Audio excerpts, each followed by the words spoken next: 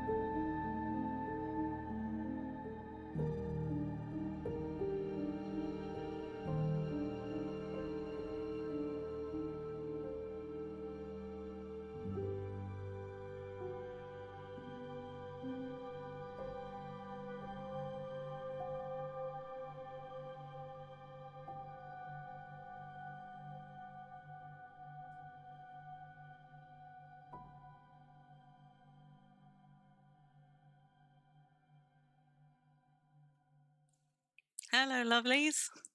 It's good to see you all. Sorry I wasn't being able to pay attention to chat as you guys were coming in. I had PMs firing left, right, and centre.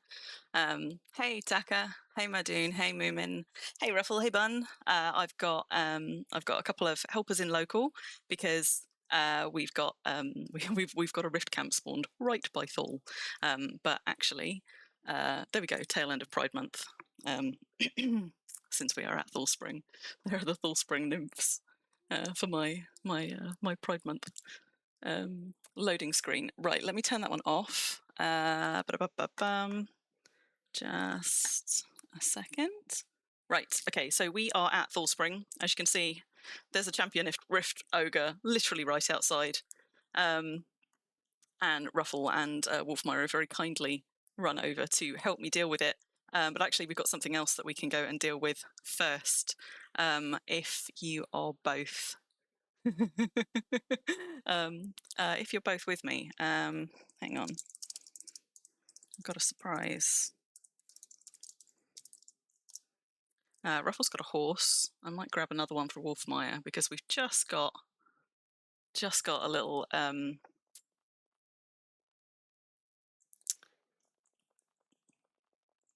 side quest.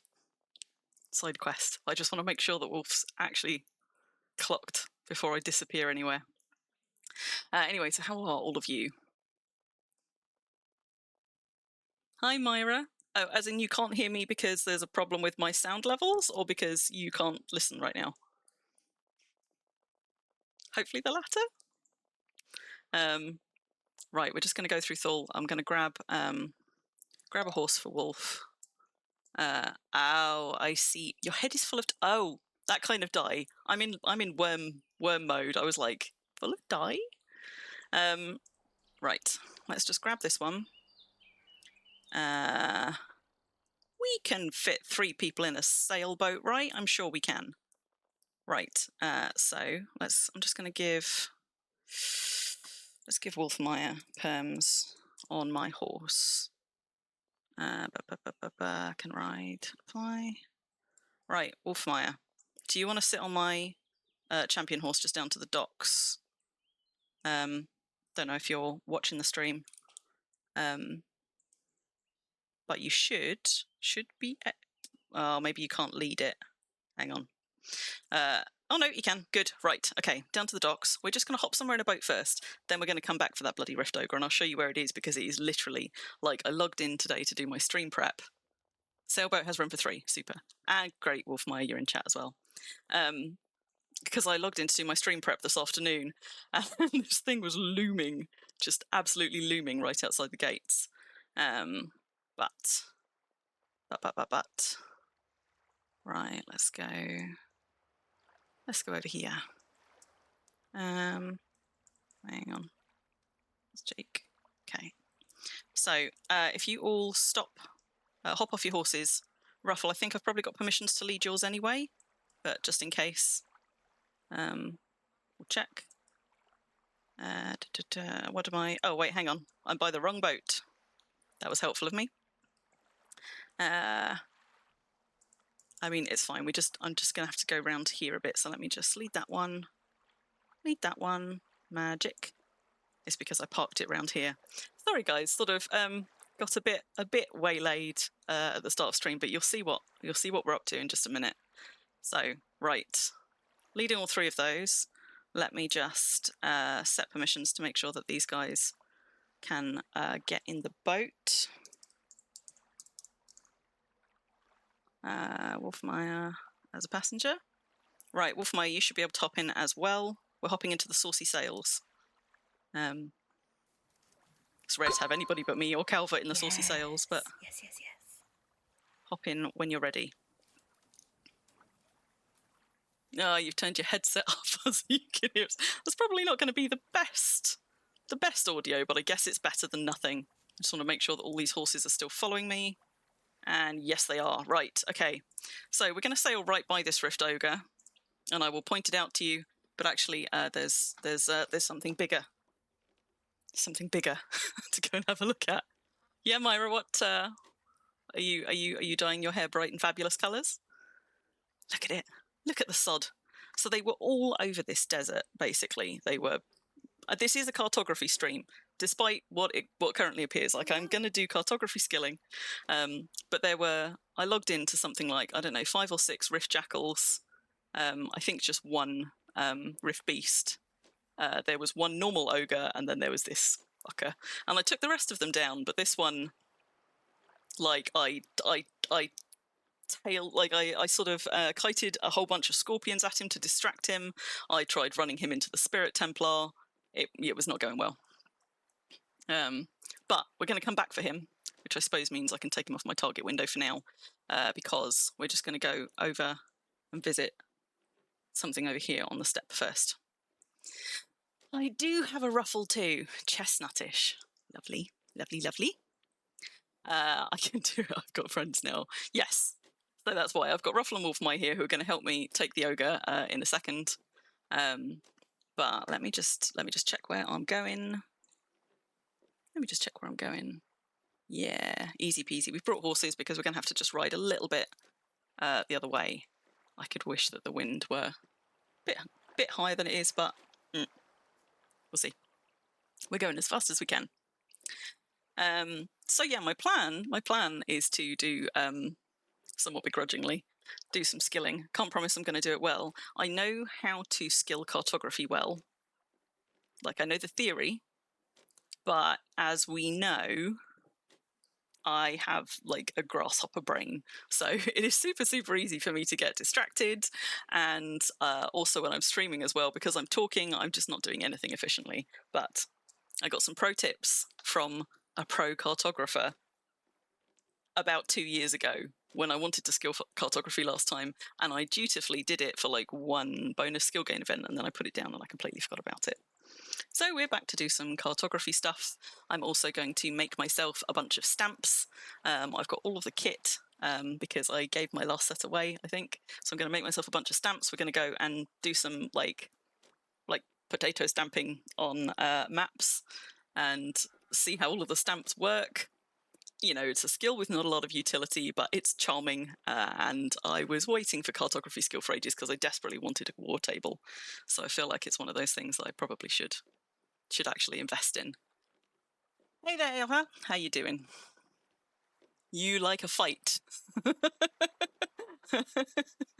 Have you had her pretty solidly locked up in Floofshire for the past week? You made a map once for the journal task, Madoon.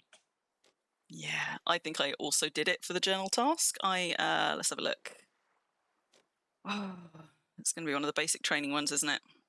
Yeah, so evidently I completed basic training. I haven't completed the stamps one, so there you go. Despite having all of the stamps, I hadn't actually done it, so maybe I will complete one of my journal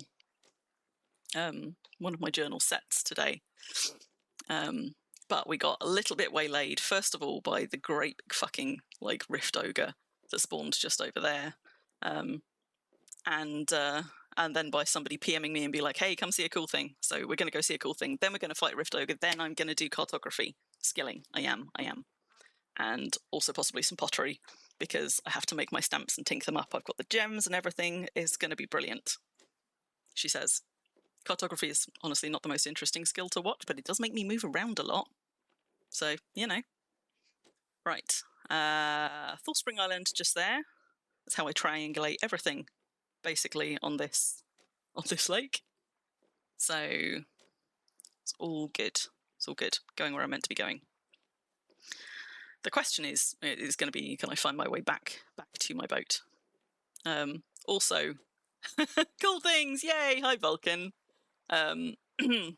Also, Vulcan and Vulcan, Wolfmai and Ruffle. I realise I've just kidnapped you away in a boat, having said, hey, can you come and help me do this thing really quickly? I hope that's okay with you both, because it's going to take a little bit longer. But too late now. Got ya. You've done a little bit of cartography, Ruffle. 14. I think mine's up to something like 40, actually. Like, mine is not awful. Right. We want to go in here. Then we're going to get back on our horses and go. And you know I've got to bring Ruffle and Wolf back to the place that I kidnapped them from, because otherwise that champion Rift Ogre isn't going down. Beats your 12. Let's have a look. It's right at the bottom. Is yeah, there you go. Look at that, 40.24.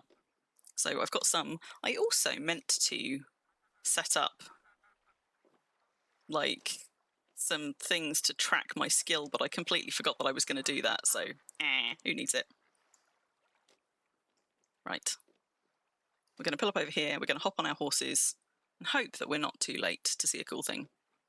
40. I know. And that's because, like, I've actually got them in my inventory because I brought them to show you guys when we got to the cartography bit.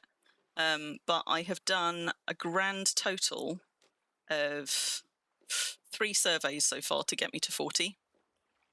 And I'll show you how you two can get that high on so little, because it's really not that little at all.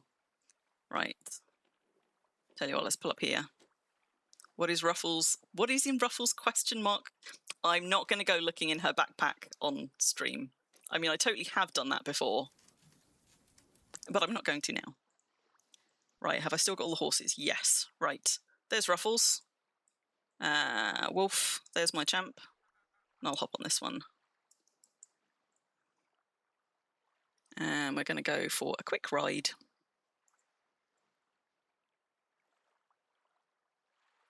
Both with me? Excellent. Let's go. Da-da-dum. No idea where I'm going. I'm going to wing it. This could only go well. You were expecting a beginning level of skill. Well, in fairness, 40 is... I've put a few hours into it with sleep bonus on, but no more than a few hours. So you can get up to 40 really quite quick. What do we say? South End. So you can get up to 40 really quite quick with a bit of concerted effort and a bit of know-how. And it's the know-how that I think probably slows a lot of people down, because if you don't sort of know what does and doesn't get you good skill, with cartography, there are a lot of things that can severely knock down the amount of skill you get doing it, which is why I thought that maybe would be one of the useful things that I could do on stream today. I wanted to... There we go. I wanted to stream...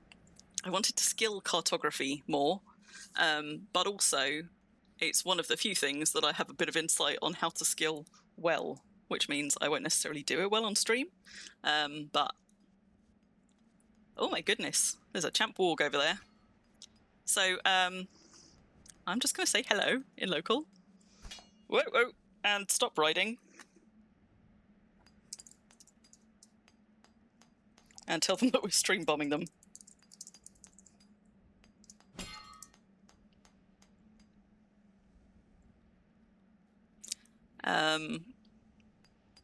So those of you that are in the Coterie Discord will have seen, literally just before I was ready to go live, I posted something in the Coterie Discord because we've just had a hatchling slain, and apparently we're about to get a second slaying.